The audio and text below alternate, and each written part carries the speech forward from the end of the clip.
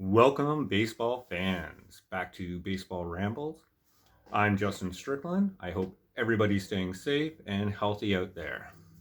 What I wanted to talk about today is JT Realmuto and why I think the Jays should really consider being all in on him this offseason. A little bit about JT. He's going to be 30 years old going into the 2021 season. His 2020 stats, and I know 2020 is a little weird because of the COVID, but still, his 2020 stats were a solid 266 with 11 home runs. 2019, maybe something a little bit more comparable. He actually hit 275 and had 25 home runs. This is a gentleman who has a lifetime average of 278 and always has a consistent WAR over 4. So he is an offensive presence, somebody you want on your team. And the fact that he's a catcher makes him incredibly rare. And that's why I say the Jays should be going all out on him.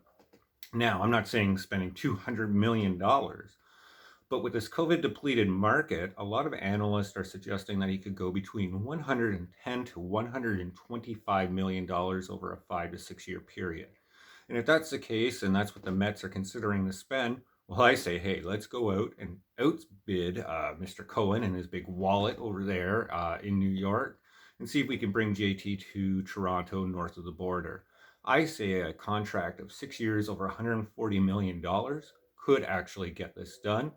And it's not an overpay for a player like JT. A couple nice things about the $140 million 6-year mark is it checks off another important box, I think, and that's eclipsing Joe Mauer's annual value of $23 million, which I believe was the highest guaranteed value for any catcher currently in MLB history.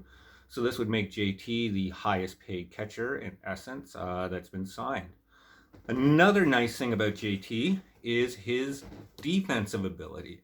So not only are you getting that offensive presence with JT, but you're getting that defensive presence as well. Each year, he's been getting better and better and became a Gold Glove winner.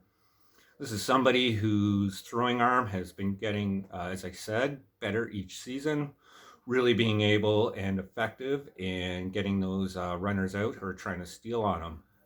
Additionally to that, and something I'm a huge fan of, is pitch framing.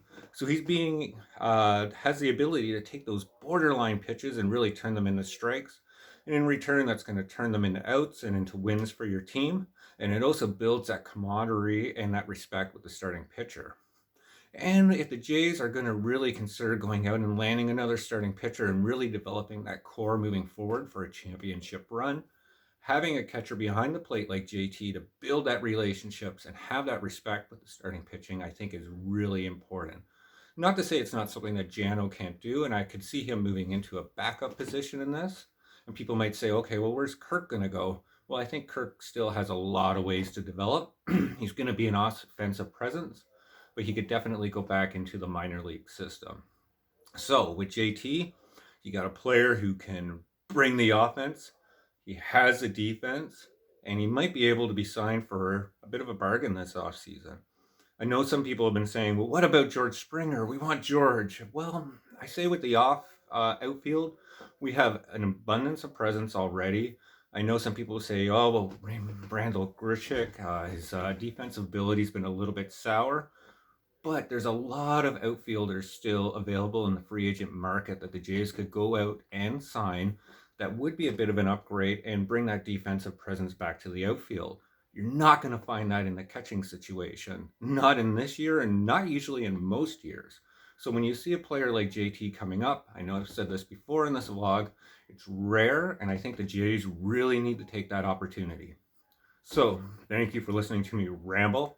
I hope everybody's staying safe out there, and tune in for the next one.